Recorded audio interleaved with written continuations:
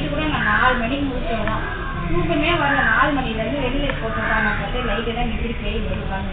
அப்புறம் இவங்க நான் தான் அதுவெல்லாம் அதை பார்த்துட்டு அதுன்னு சொல்லணும். நான் உட்காந்து பார்த்தேன். அப்புறம் பால் கடைக்கு போன மணி 5:30 மணிக்கு பால் குட்டி போயிட்டு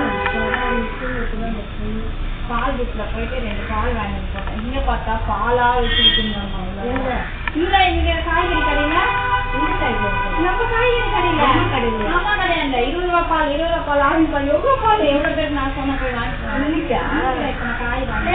காய் வாங்க நேற்று ஒரு பிரச்சனை பால் பிரச்சனை எங்க வீட்டுல மாயன் வந்து என் பையன் 2 பால். ஆமா 2 பால் அன்னைக்கு சார் நம்ம ஆரோக்கிய பால் வேணும் தான். அப்போ வந்து எங்க அக்கா வந்து எங்க அக்கா பெருக்கு வரணும் அது பால் கேட்குது. அவன் என் குழந்தைக்கு பால் வேணும்னு அவன் கேட்கறான். யார் இவருல சொல்றாரு நாங்க எங்க போய் பிரபு அவ்வளோ தூரம் ஒரு பையன் 5 மணிக்கு கெட்டு போச்சா? அது நல்லா இருந்துச்சா? ஒரு பையன் அப்புறம் நான் ஃப்ரிட்ஜில் எடுத்து போட்டு அக்கி வாங்கினேன். ஏன் இன்னைக்கு அவங்க கிட்ட ஏங்குவேன். ஆமா எடுத்து காசு வச்சுக்கணும். அப்புறம் 1 லிட்டருக்கு ஊற்றி காசு வச்சுட்டு ஆற வச்சு அப்புறம் கரண்ட் வரணும் 1 ஹவர் 3 அப்புறம் அந்த பையன் லைன்ல நிக்க வச்சு 2 பால் ஆறு வைக்க பண்ணலாம். இல்ல அங்க அவன் வரை கேட்டுக்கிறான்.